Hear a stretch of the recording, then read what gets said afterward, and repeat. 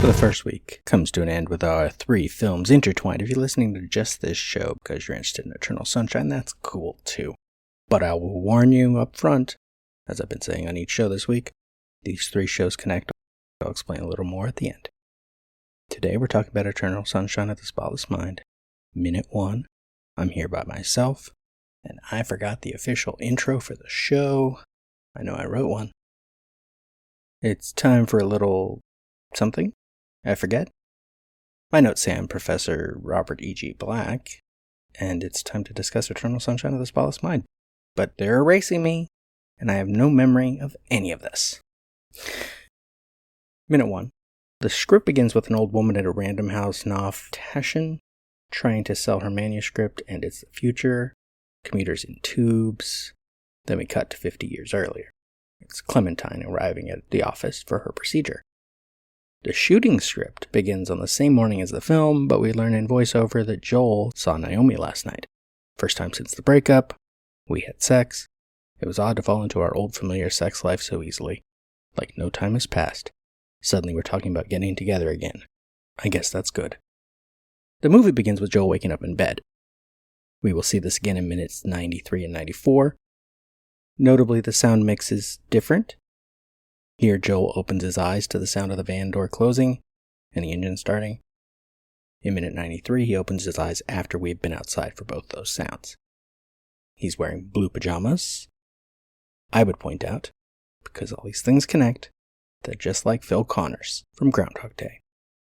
Before I get more on the pajama color, Joel is surprised by his pajamas, which I'll get into more detail later when we see why he's surprised, but my question for now is, why did he buy new pajamas for a night he's not supposed to remember? It's like you just want to make it the hardest on yourself you can? Anyway, this is a movie about memory, a movie about relationships, and I will usually have guests, probably other podcasters. If you are listening to all 3 shows, you know that yesterday on Groundhog Day Project Minute by Minute, I had the original writer of the screenplay, Danny Rubin, as a guest. Pretty hard to get in touch with Charlie Kaufman. I wish I could have gotten him. Maybe I'll get him later. Or Jim Carrey. He's a little big for a podcast. Kate Winslet. A little big. Everyone is, really. There's not a lot of people in this movie, and they're all fairly famous. Anyway, the last thing for the minute, we see the tiny fake bird cage in the window that has a blue bird for Joel and an orange bird for Tangerine, Clementine. But I wanted to read from day 258 of Groundhog Day Project, What Everybody Wants, 16th April 2014. I did write about Eternal Sunshine of the Spotless Mind for a whole week later in the blog, and I'll probably quote that at some point, but this is when I brought it up in the first year of the blog when I was watching Groundhog Day every day for a year. How happy is the blameless Vestal's lot, the world forgetting by the world forgot, eternal sunshine of the spotless mind, each prayer accepted, and each wish resigned. On a plane right now as I write this, Los Angeles to Dallas, then Dallas to Detroit, it occurs to me that flights are very repetitive. Details are different. A bigger plane might have personal TV screens in the back of the seats, for example, but so much is the same. I wonder if businessmen and businesswomen, traveling regularly, lose track of time. Hell, I wonder if their bodies lose track of time, like they age differently because of all those travel miles, all that time spent at high altitude. I made a new connection last night. In Groundhog Day, Phil wakes up every morning in dark blue pajamas.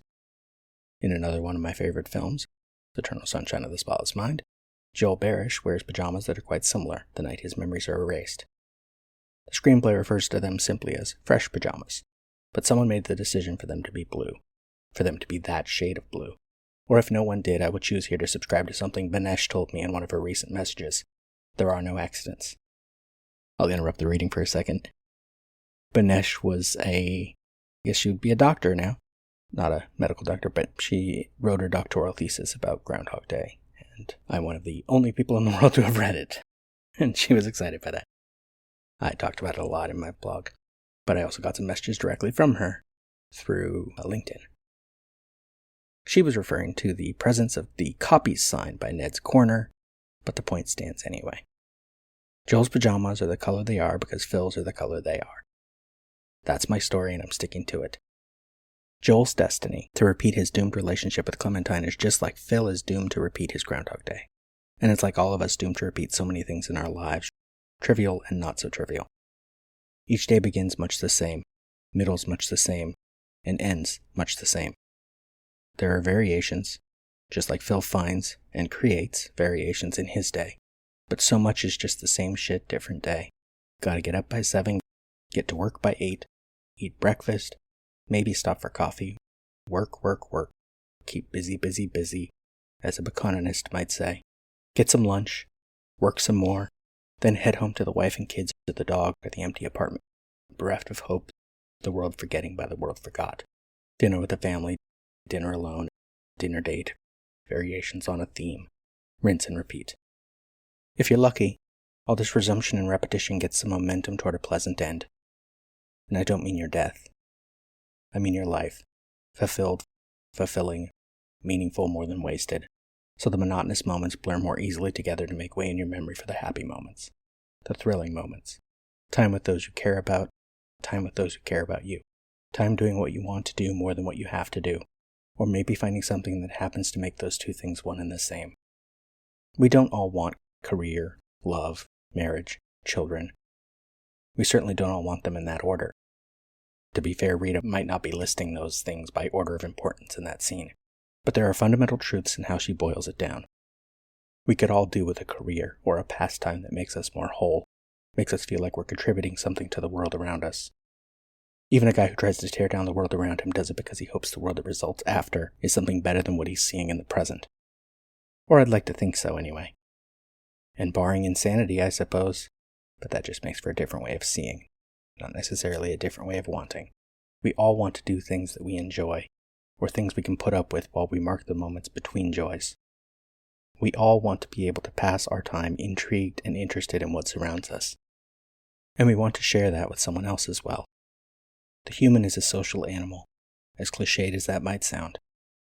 Even in our most misanthropic moments, we surely long for someone as misanthropic as us to share it, to fuel our rants about what's wrong with everybody else, what's wrong with the world, how this thing or that thing is ruining it all. I heard recently, it might have been something Stephen Tobolowsky mentioned at the Festival of Books actually, that the reason a breakup hurts is because while you are with someone you become someone else, a new version of yourself. There's some core being, sure, but your personality is shaped by those around you, and the more someone is around you, a lover, a spouse, a best friend, family, the more that person shapes who you are, who you become, and the more you do the same for them. Charlie Kaufman notes, in the interview on the back of the published version of the screenplay for Eternal Sunshine of the Spotless Mind, quote, "Almost everything you see about Clementine in the film is Joel, really." End quote. That rings true to me.